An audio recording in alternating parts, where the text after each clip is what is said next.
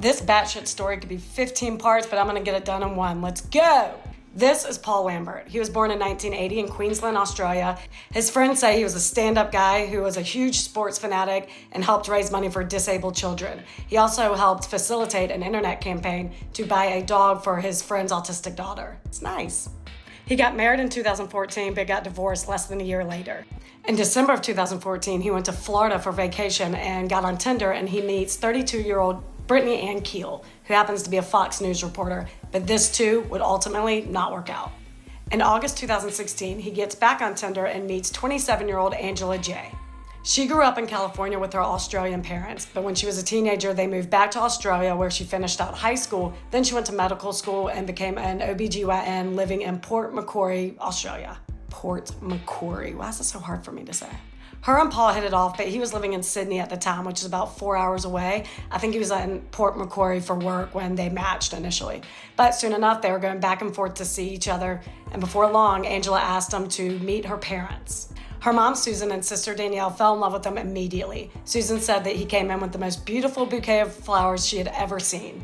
In the middle of this visit, Susan and her husband, Bill, went into the kitchen to do something, and Susan mentioned what a breath of fresh air Paul was. Bill looked at her, shook his head, and said, "Something is wrong with him." And my God, was he right, because in that very moment, Paul had 10 active restraining orders against him. Could have used Bill for the first 30 years of my life, you know?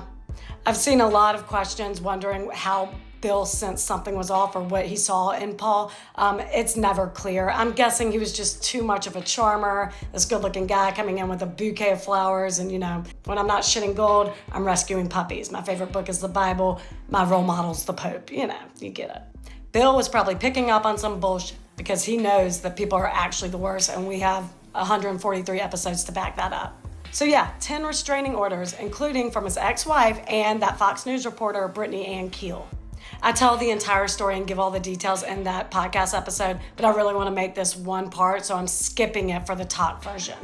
But he ultimately gets kicked out of the United States for stalking Brittany Keel, and then when he gets back to Australia, he attacks and strangles his wife, who escapes, and she's fine. And he was sentenced to 9 whole months in prison for this, with immediate release for parole. So no jail time. Just probation, which he is constantly breaking. For example, he is on probation in Queensland, therefore cannot leave without permission from his parole officer. Just like here, just like everywhere, I'm sure. He asked for permission to transfer his probation to Sydney. They said, hell no, so he takes that as a yes, and he moves there anyway.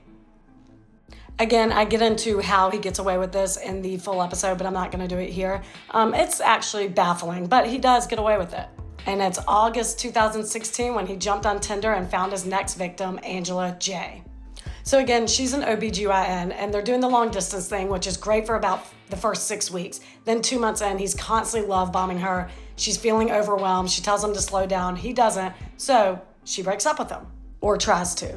He tells her that he is going to self-harm himself, even unalive himself, just emotionally blackmailing her. He's becoming violently aggressive. He shows up to her house all hours of the night. So she goes to the cops, who look up his criminal past but won't give her details about it. They said they can't. But they did tell her that he seems to be more of a threat to himself than to her, and to not worry about it. No, she should worry about it. The attack on his ex-wife, can't tell her that? Tell her, give her something. But what the system didn't show was that he was currently on parole in Queensland. They didn't have access to their system. So they didn't know that he was currently in violation of said parole. Regardless of the cops telling her not to worry about it, Angela is done. She is done feeling bad for him, and she decides she's never going to speak to him again. Well, the very next day, she comes home from work and he is standing at her front door with luggage. And she tells him, please get the hell off my property.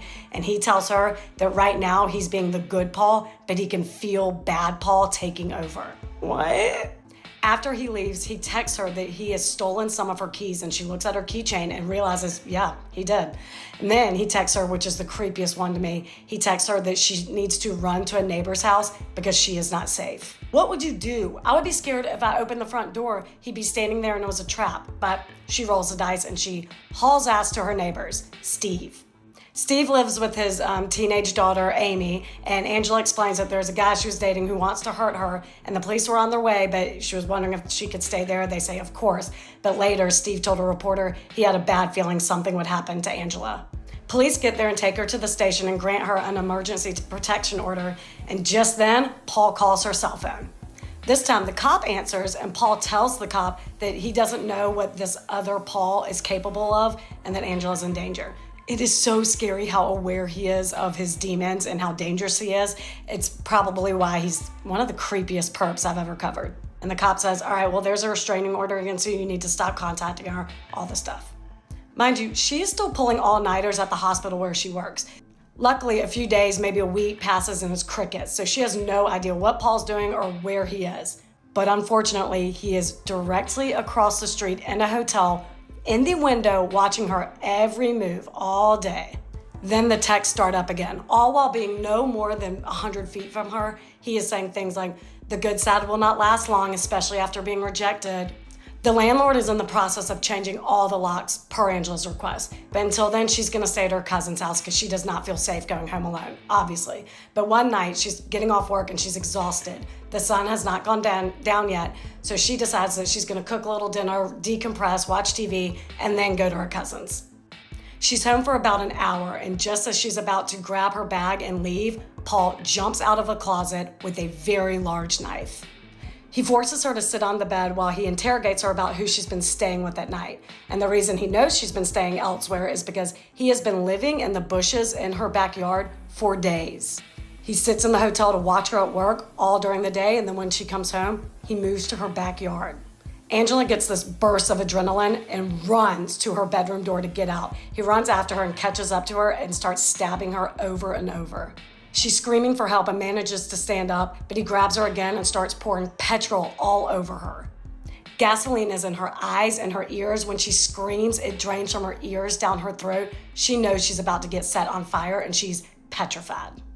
The only good thing about this is that her skin became slippery, so she was able to get out of his grasp and haul ass to the front door, where she rips it open, and there is neighbor Steve standing there with a tire iron. Steve rushes her to his house and they call the police. They bust into Angela's home, and of course Paul's gone, but they see that he took a shower, and in the condensation on the mirror is written, I love Paul. Each act is scarier than the last. While in the ambulance on the way to the hospital, Paul calls Angela to see if she's okay. It's batshit. He then calls police and says that they need to put guards at the hospital where Angela works and at her family's house because no one is safe. A high-speed chase ensues, and Paul jumps out and goes after an officer, and then they pop, pop, pop. Dead. Angela made a full recovery and is doing great now, even telling her powerful story all over the world. I had so many more details I wanted to share, but now my time's up. So go to episode 137 of the podcast for the full story.